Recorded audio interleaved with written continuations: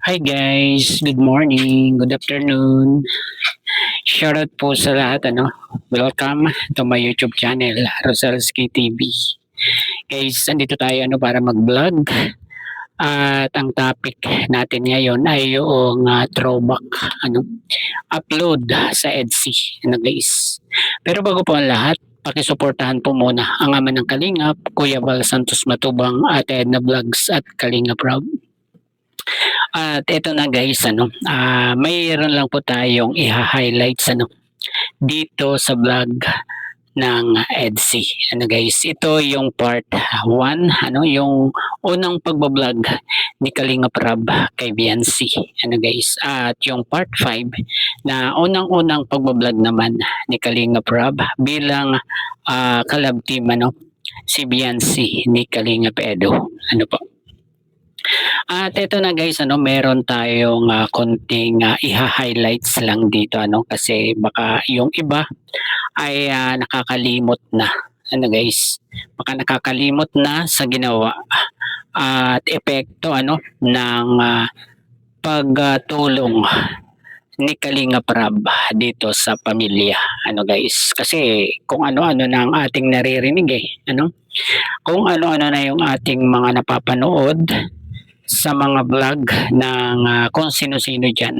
Guys, para bang si Kalingap Rob pa ang kontrabida sa panahong ito. Guys.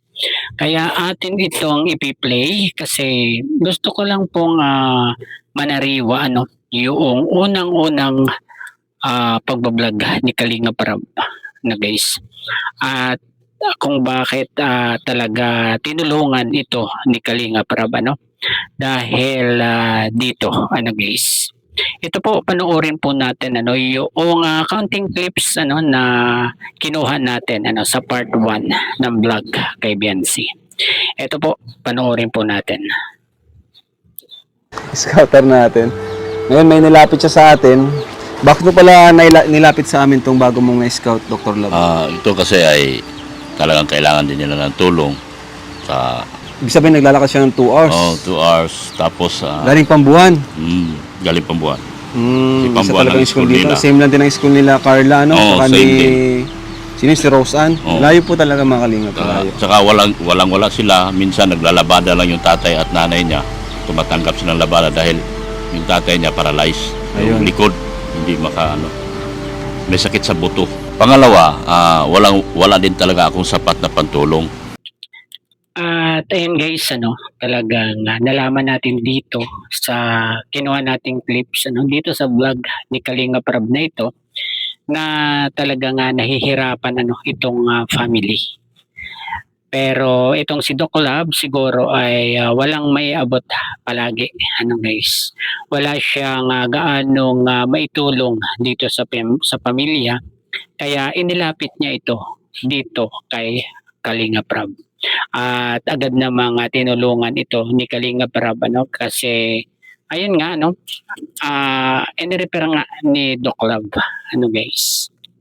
At nalaman din natin dito na may sakit pala itong father ng ating dalaga guys, yung may cancer sa buto guys, tapos yung likod raw ay laging sumasakit guys. Ito yung karamdaman ng tatay nitong ating dalaga, kaya siguro hindi na nag-atubili na tulungan ni Kalingap Rob itong family na to guys.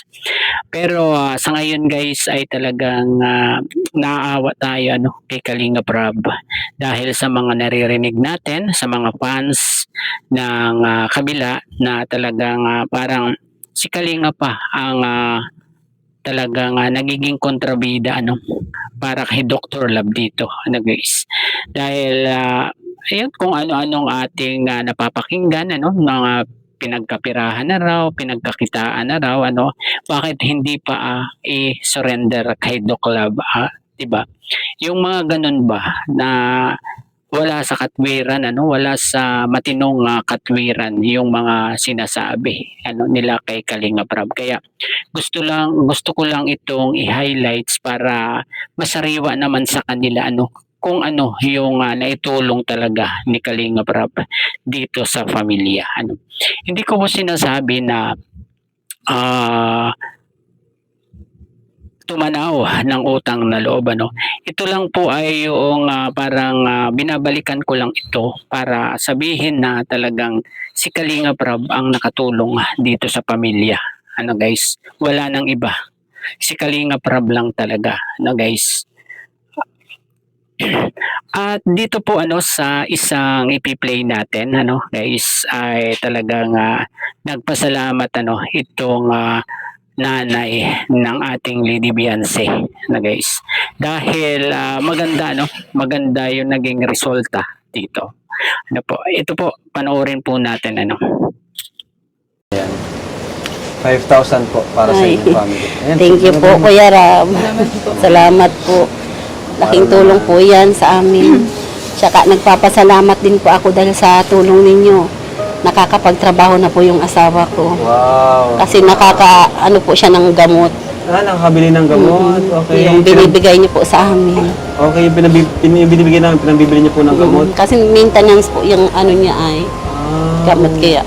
Dapat talaga mo. Kaya pala sipag din tatay ngayon. Opo, hindi po nasumpo yung sakit niya sa paa. Hindi na po nasakit yung paa niya. Wow. Pag lagi siyang Congrats po, congrats. Kaya- Masaya po kami para sa inyo. Kaya nakaroon po siya ng trabaho na. Kaya maraming salamat po sa Yun yung lahat po. pinakamaganda. Sa mga nanonood. Ikaw, Biancy, ano yung pinagpapasalamat mo sa Diyos ngayong darating na Pasko? Ano po, nagpapasalamat po ako kasi po, yung tinupad niya po yung yung hiling ko po na makita niyo po ako. Pumunta pa yung Napuntahan, mukha mo. Ayan. napuntahan po ninyo ako.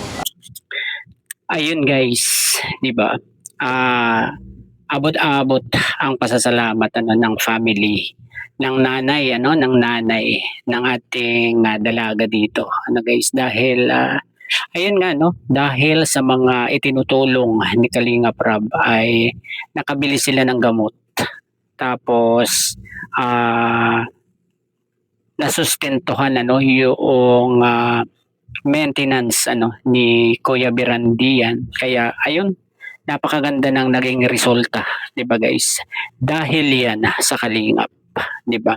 Siguro nung panahon ni Doc ay wala talagang maibigay itong si Doc doon, 'di ba? Na pampagamot dito sa tatay ng ating dalaga. Kaya ayun, kitang-kita naman natin ang naging resulta ng pagtulong ni Kalingap Rab, 'di ba? Nakapagtrabaho itong tatay ni Lady Beyonce, hindi na laging sumasakit yung kanyang paa dahil nakakabili na sila ng pang-maintenance doon sa sakit ng tatay ng ating Lady Beyonce. Guys. Ito guys ay isang paalaala lang tungkol diyan sa mga sinasabi ng iilan guys, tulad din sa mga humahanga dito kay Dr. Love dahil parang sinisira nila si Kalingap Rab dito guys. At eto guys pinaalaala ko lang ito para medyo masariwa naman sa inyo yung naging tulong ni Kalingap Rab dito sa family guys. At hindi lang yan, marami pang pagkakataon na tinulungan pa ni Kalingap Rab ito, 'di ba guys? Talagang gumanda ang buhay nila dahil sa Kalingap, 'di ba? Kasi paano nasabi ko nang dahil sa Kalingap? Dahil hindi naman sila makikita ng mga sponsor na yan kung hindi siya ibinilag ni Kalingap Rab, 'di ba? Kung hindi si Kalingap Rab ang nag-vlog sa kanila ay hindi natin po alam kung ano nang nangyari dito sa family halimbawa hindi nag-vlog si Kalingap Rab dito, hindi niya sinunod, hindi niya kinuha kay Doc Love itong si Lady Beyonce noong time na in-refer niya kunwari lang ito guys ay nasaan na kaya ang family na to guys? Dire-diretso ba na natutulungan ni Doc Love ito mga to? or sabi nga nila, 'di ba, kung hindi talaga napuntahan ni Kalinga Prab ang si Lady Biancy, ay baka nasa nagtatrabaho na raw, 'di ba? Yan yung ating narinig sa mga vlog dati, 'di ba? Kaya pasalamat tayo, no, dahil may isang Kalinga Prab na nagtiyaga na puntahan palagi itong ating Lady Biancy, ano. At ang sa totoo guys, ano, yung unang apat na pagbablog ni Kalinga Prab dito kay Lady Biancy ay hindi gaanong patok, 'di ba guys? Hindi pa rin siya nakakuha ng maraming sponsor dito, 'di ba?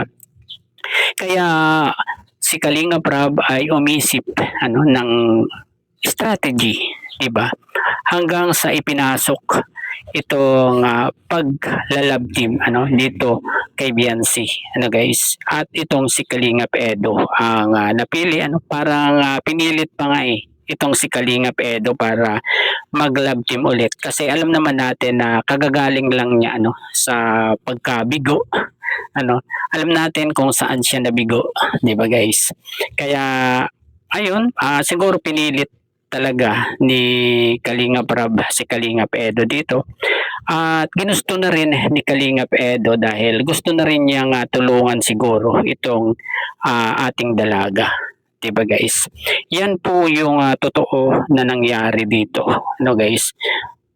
At ayun, siguro hanggang dito na lamang po, Huwag pong mamasamain ang aking balik sa nakaraan, dahil paalaala lang po ito, kasi parang medyo nakakalimot na 'di ba?